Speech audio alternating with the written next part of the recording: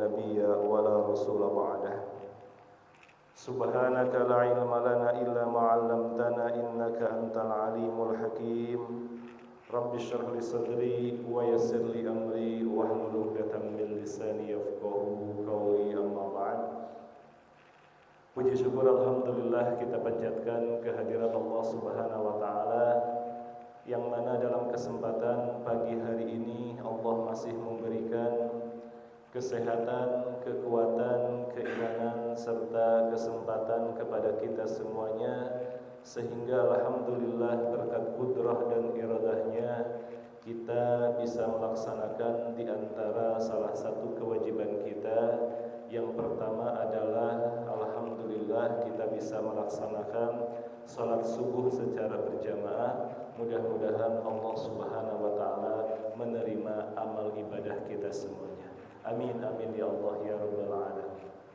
Yang kedua, alhamdulillah kita juga bisa melaksanakan kajian pagi ini. Judulnya adalah kultum. Kultum niku napa Bu? Kuliah. Sejak kapan kultum diartikan kuliah 7 menit? Ada di situ diartikan kuliah 3 dikali 7 menit atau 7 menit. Tapi inti dari kultum adalah kuliah terserah antum. Karena kuliah terserah antum, maka nanti terserah saya. Bisa 7 jam, bisa 7 hari. Bapak-bapak milih yang mana Pak? Cukup yang 7 kali 3 menit saja. Bapak-bapak, ibu-ibu, jamaah yang dirahmati oleh Allah Subhanahu wa taala. Tema kita pada pagi hari ini adalah bulan Zulqa'dah merupakan bulan haram. Mungkin di antara bapak-bapak ataupun ibu-ibu ada yang pernah melaksanakan ibadah haji ataupun ibadah umrah. Haji haram. Nah, beda di dalam bahasa Arab antara haram dengan haram. Apa bedanya? Kalau di Mesir haram itu pakai ha besar yang artinya ahromat. Apa itu ahromat? Kita menuju ke Sphinx ataupun kita menuju ke piramid. Tetapi orang-orang melaksanakan ibadah haji ataupun umrah haji haram.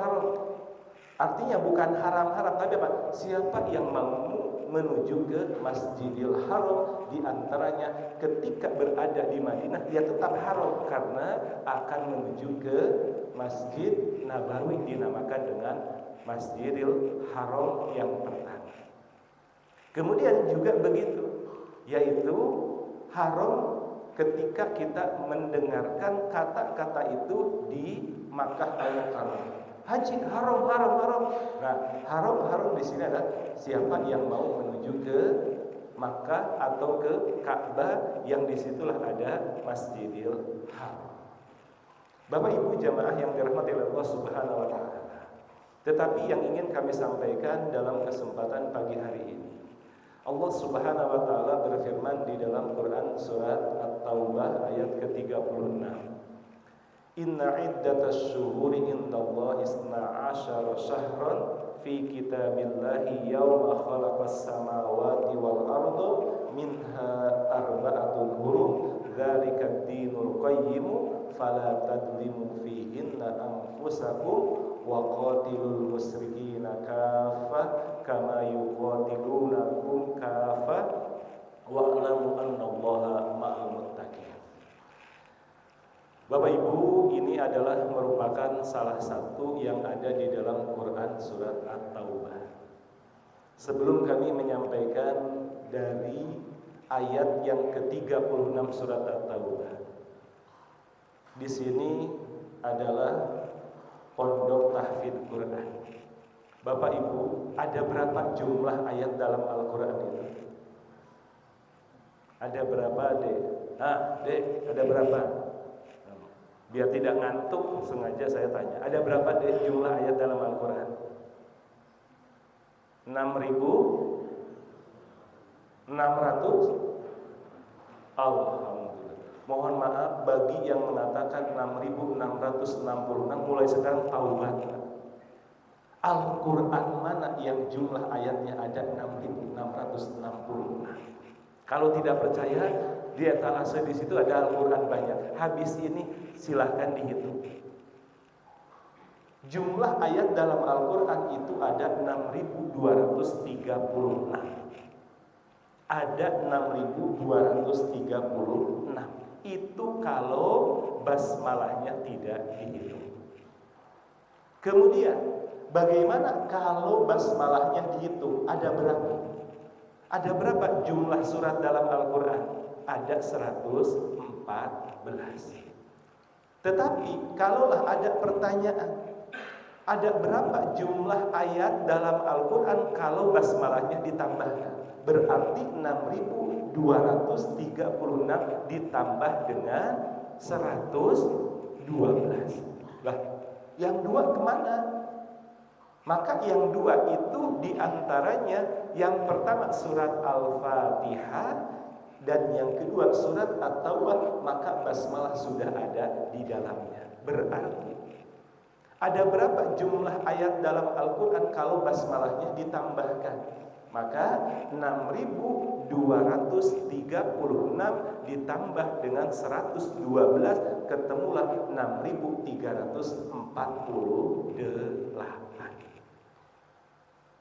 Apa yang Allah sampaikan di dalam Quran sebanyak 6.236? Ini semuanya adalah ayat. Apa ayat itu? Ayat ini adalah tanda bagaimana Allah memberikan ilmu kepada kita. Karena Allah memberikan ilmu kepada kita yaitu dua. Yang pertama ada ayat qauliyah, yang kedua ada ayat kauniyah. Yang pertama ayat qauliyah itulah apa yang ada di dalam Al-Quran memberikan ilmu kepada kita. Contoh, dari mana kita mengetahui dulu Nabi Ibrahim itu kok kuat untuk dibakar? Dari Al-Quran. Dari mana kita mengetahui dulu Nabi Adam itu kok diturunkan ke muka bumi setelah dari surga? Dari Al-Quran. Maka 6.236 ini adalah merupakan bagaimana tanda-tanda Allah memberikan ilmu kepada kita. Kemudian yang kedua, yaitu ada ayat kauniyah. Apa itu ayat kauniyah? Apa yang terjadi di langit dan di bumi ini adalah merupakan ayat-ayat kauniyah. Contoh, kenapa kok saya besar, Pak Yunus kok tinggi? Itu ayat kauniyah. Kenapa kok saya itu ganteng, yang lain kok tidak ganteng? Itu ayat kauniyah. Kenapa kok saya itu laki-laki, yang lain kok perempuan? Itu adalah ayat kauniyah. Artinya apa? Klimaks ketika kita mendapatkan ilmu yaitu untuk mengatakan Rabbana ma khalaqta hadza batila. Wahai Tuhan kami, sesungguhnya tidaklah Engkau menciptakan segala sesuatu ini secara batil atau tidak ada tujuannya. Cuma pertanyaan kita adalah, apakah setiap kita sudah tahu tentang apa yang menjadi hikmah dari apa yang terjadi kepada kita, baik itu ayat qauliyah ataupun ayat kauniyah? Di dalam Quran surat At-Taubah ayat ke-18 Allah menyebutkan yaitu innama ya'muru masajidallahi man amana billahi wal yawmil akhir wa aqamas salata wa ataz zakata wa lam yakhsha illallaha fa asa ulaika an yakunu minal muhtadin. Jadi membangun masjid itu mudah. Tapi memakmurkan masjid itu tidak semudah membangun masjid. Kenapa? Alhamdulillah kita di antara salah satu cara untuk memakmurkan masjid yaitu dengan mengadakan kajian-kajian seperti ini, dan ingatlah ini termasuk hidayah yang perlu kita syukuri terhadap Allah Subhanahu wa taala. Nah, itu untuk 7 menit ke pertama atau kedua? Alhamdulillah. Dari tadi dilihat ya, tidak perlu dilihat Bapak Ibu. Insyaallah kita 7 hari 7 malam. Bapak Ibu yang dirahmati oleh Allah Subhanahu wa taala, sebelum kami menyampaikan, izinkan kami terlebih dahulu untuk memperkenalkan diri, karena Pak Yunus menyampaikan bahwasanya nama adalah sebuah doa. Nama kami adalah Wawan Kusnawan. Bapak-bapak, ibu-ibu, adik-adik, nama kami Wawan Kusnawan. Jadi kalau di Kamus Bahasa Indonesia KBBI coba dilihat apa itu arti dari Wawan, pasti tidak akan ketemu. Tapi saya mengartikan itu sendiri itu wajah tampan menawan. Alhamdulillah. Kenapa saya berani mengatakan wajah tampan menawan? Adik-adik yang belum nikah, jangan mengatakan dirinya ganteng kalau belum menikah. Kenapa? Belum teruji. Adik-adik yang perempuannya begitu. Jangan mengaku Jangan mengaku cantik kalau belum menikah. Kenapa? Karena belum teruji. Minimalnya kalau saya sudah mengaku bahwasanya wajah tampan menawan karena saya sudah punya istri. Istri baru 1, anak baru 2. Bapak-bapak, ibu-ibu yang kami hormati, sekarang kita masuk ke inti materi, yaitu surat At-Taubah ayat ke-36. Bulan Zulqa'dah ini merupakan salah satu bulan haram. Maka tadi di dalam ayat yang ke-36, inna iddatas syuhuri indallahi 12 syahra. Sesungguhnya bilangan bulan di sisi Allah itu ada 12. Apa yang disampaikan Allah dari 12 bulan itu? Yang pertama adalah yauma khalaqas samawati wal ardh. Allah menciptakan langit dan bumi ini 12 bulan. Nah, kita juga kan kadang-kadang belum tahu. Loh, kenapa kok 12 bulan? Nah, kebanyakan kita itu hafal bulan apa? Bulan Hijriah atau bulan Masehi? Sekarang tanggal berapa, Dek? Sekarang bulan apa sekarang? Bulan Hijriahnya bulan apa, Dek? Oh, langsung gini dulu. Tapi kalau bulan apa? Bulan Masehi, bulan apa sekarang? Oh, langsung hafal, Mei. Nah, padahal kita itu yang harus kita hafalkan adalah bulan Hijriah. Tanggal berapa kita berada di bulan Zulqa'dah ini? Sekarang kita memasuki tanggal 20 Zulqa'dah. Bulan Zulqa'dah ini adalah apa? Minha arba'atun hurum. Di antara 12 bulan ini ada 4 yang dinamakan dengan Ashhurul Hurum, yaitu kapan? Zulqa'dah, Zulhijjah, Muharram, dan 1 adalah Rajab. Nah, artinya apa? Apa yang harus kita lakukan? Dzalikad dinul qayyim. Itulah agama yang lurus. Kemudian apa yang dikhawatirkan oleh Allah kepada kita ketika berada di Ashhurul Hurum ini? Yang pertama adalah fala tazlimu fihinna anfusakum. Maka janganlah kita berbuat zalim di bulan-bulan yang 4 ini anfusakum terhadap diri kalian. Nah, apakah kita berbuat zalim itu hanya ditekankan di 4 bulan? Apakah di 8 bulan yang lainnya boleh? Tidak. Ini penekanan bahwasanya jangan sampai kita melakukan kezaliman terhadap diri kita, apalagi ketika kita berada di 4 bulan yang haram. Kenapa di situ? Nah, ada pengecualian. Waqatilul musyrikina kafah kama yuqatilunakum kafah.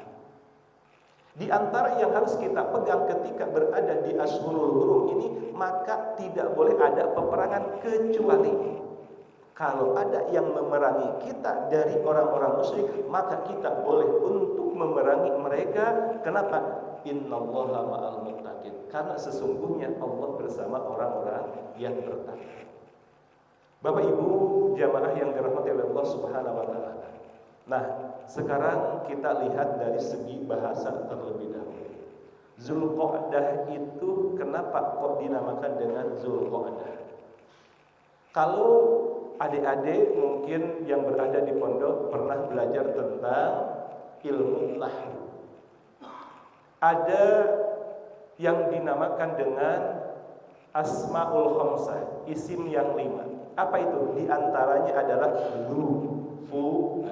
Dzu itu artinya apa? Yang memiliki. Maka qa'dah itu diambil dari kata qa'ada, yang artinya adalah duduk. Maka kenapa kursi itu selain bahasa Arabnya adalah kursiyun, maka bisa diartikan adalah maq'adun. Kenapa? Karena tempat untuk duduk. Walaupun ya meja kadang-kadang kita jadikan tempat duduk. Nah, artinya apa? Tidak mungkin akan datang bulan Zulqa'dah kalau tidak dimulai dengan bulan Syawal. Tidak mungkin ada bulan Syawal kalau tidak dimulai dengan bulan Ramadan. Jadi ada yang mengatakan, kenapa bulan dinamakan dengan bulan Zulqa'dah? Karena bulan Zulqa'dah dari segi bahasa itu adalah memiliki kedudukan. Artinya apa? Sekarang kita berada di bulan Zulqa'dah. Ketika Allah memberikan penggemblengan kepada kita dengan pendidikan bulan suci Ramadan, maka setelah itu bulan Syawal apakah meningkat? Maka sekarang kita tinggal mengevaluasi apakah kedudukan kita itu termasuk orang yang beruntung atau sebaliknya.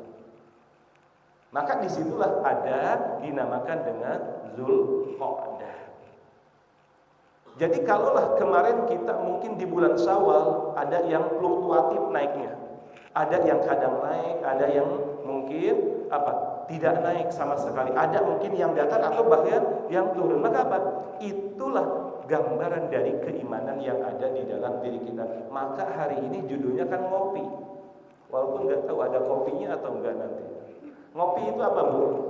Ngobrol perkara iman, bukan ngopi yang gitu. Jadi apa? Ngobrol perkara iman.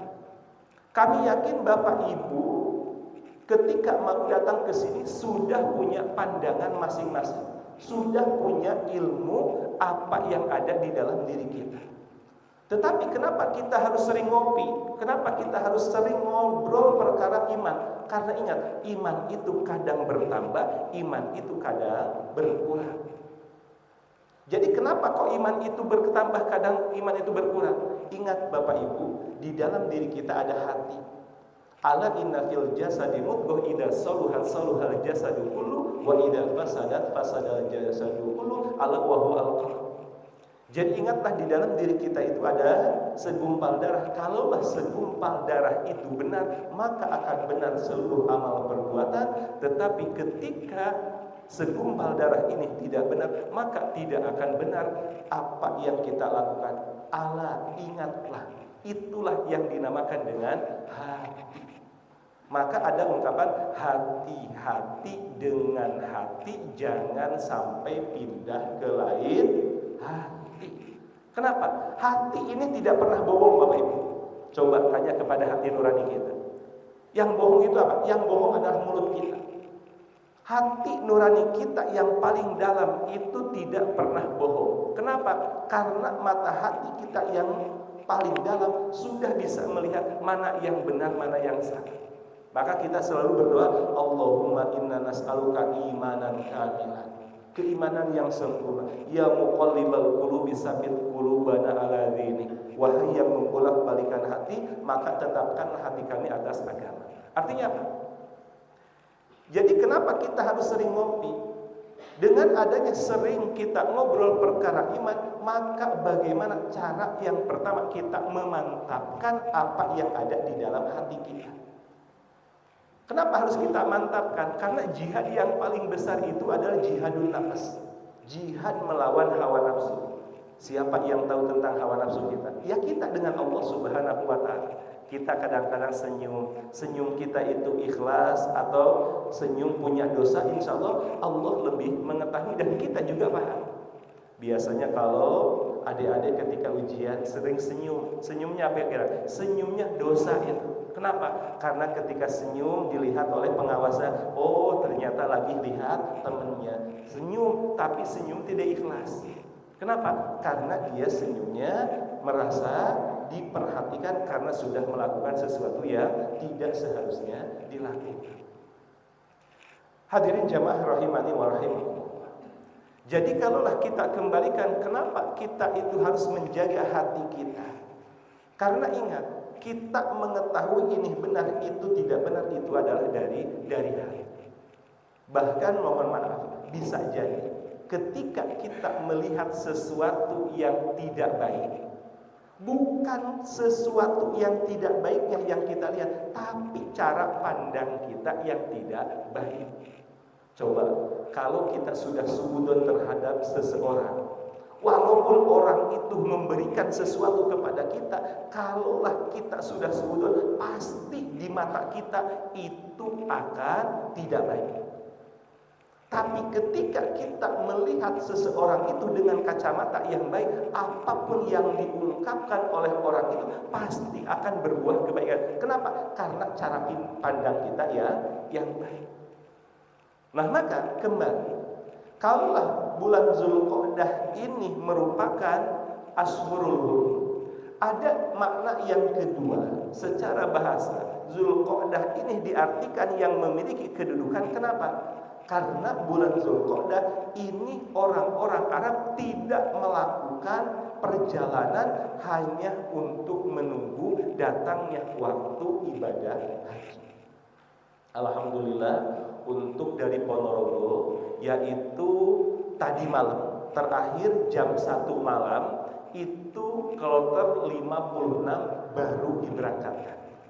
Jadi kurang lebih ada 461 orang yang berangkat dari Ponorogo dengan regulasi yang sekarang, yang dulu hanya dibagi dengan 2 kloter, yaitu kloter 52, kloter 53. Kloter 53 itu hampir 1 kloter, artinya 1 pesawat. Untuk kloter 52 itu gabung dengan Magetan, Madiun. Nah, tetapi dengan regulasi yang baru sekarang ini ada 5 kloter. Kebetulan yang pertama adalah hari Jumat, berangkat jam 8. Itu kelompok 51. Ada 19 orang. Kemudian sorenya, yaitu jam 15.30, ada kelompok 52-53. Akhirnya tadi malam, pas waktu hari Sabtu, itu juga ada keberangkatan kemarin sebelumnya, yaitu apa? Ada kelompok 55, dan tadi malam yaitu hari Ahad dini hari, yaitu kloter 56. Berarti kita terbagi 5 tempat, yaitu untuk pemberangkatan haji dari Ponorogo.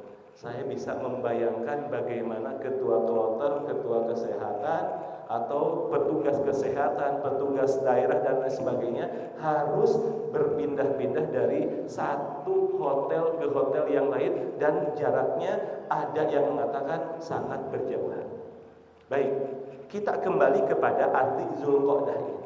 Jadi kenapa dinamakan dengan Zulqa'dah? Karena orang-orang berhenti, yaitu duduk untuk tidak bepergian menunggu waktu ibadah haji. Nah, Bapak Ibu jamaah yang dirahmati oleh Allah Subhanahu wa taala, ini sudah 21 atau belum? Masih belum ya, karena 7 hari 7 malam. Bentar. Bapak Ibu jamaah yang dirahmati oleh Allah Subhanahu wa taala, apa yang warning dari Allah ketika berada di Ashhurul Hurum itu apa? Termasuk kita berada di bulan Zulqa'dah itu apa? Yang pertama, fala tadlimu fihinna anfusakum. Janganlah kita berbuat dolim terhadap diri kita. Dolim itu apa? Janganlah kita menempatkan sesuatu bukan kepada tempatnya. Itu adalah dolim. Jadi kalaulah jangan kita, contoh apa? Janganlah kita mengganggu atau menodai keimanan kita. Keimanan itu apa? Iman yang sempurna itu apa yang ada di dalam hati harus sesuai dengan apa yang kita ucapkan dan harus sesuai dengan apa yang kita kerjakan. Itulah iman yang sempurna. Maka fala tadlimu anfusakum, janganlah kalian berbuat dolim. Artinya apa? Janganlah dalam segi akidah kita meyakini ini, tapi omongan kita kok berbeda dengan apa yang kita yakini. Atau kita melakukan tapi kita tidak sesuai dengan apa yang kita omongkan. Maka di dalam ayat lain, bagaimana Allah memberikan punishment terhadap orang yang ngomongnya enak tapi tidak mengerjakan. Kabura maqtan indallahi an taqulu ma la taf'al. Termasuk dosa besar ketika kita mengatakan tapi kita tidak mengerjakan. Nah, artinya apa? Jadi dolim ini kalau dari segi akidah, maka jangan sampai apa yang ada di dalam hati tidak sesuai dengan apa yang kita ucapkan dan tidak sesuai dengan apa yang kita kerjakan. Atau jangan sampai dari 3 komponen ini ada yang hilang. Itulah yang dimaksud dengan dolim kita terhadap akidah kita. Kemudian bagaimana terhadap ibadah kita? Terhadap ibadah kita ingat, al aslu fil ibadati haramun illa madalla dalilun ala amri. Asal kita melaksanakan ibadah itu adalah haram kecuali ada dalil yang memerintahkannya. Artinya apa? Ini warning bagi kita ketika kita ibadah, jangan sampai kita tidak tahu landasan kita dalam ibadah. Kenapa? Karena kalau kita tidak tahu landasan dalam beribadah, apa yang akan terjadi? Kedolimannya diantaranya eksklusif. Apa eksklusif itu? Merasa dirinya paling benar. Kenapa kok merasa dirinya paling benar? Karena kita tidak mengkaji 4 mazhab. Kalau kita berbicara tentang masalah fikih, pasti ada yang mengatakan boleh, ada yang mengatakan tidak boleh. Maka kenapa kita perlu ngopi?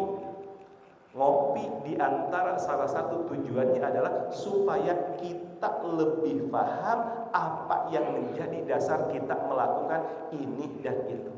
Atau bahasa sederhananya adalah bagaimana caranya kita menjadi orang yang amaliyah ilmiah dan ilmiah yang amaliyah.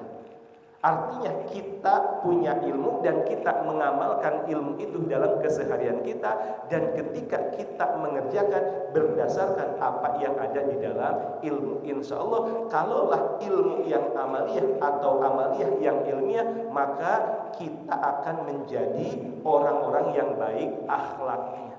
Kenapa orang-orang yang baik akhlaknya? Itu adalah merupakan supaya kita tidak termasuk orang-orang yang zalim.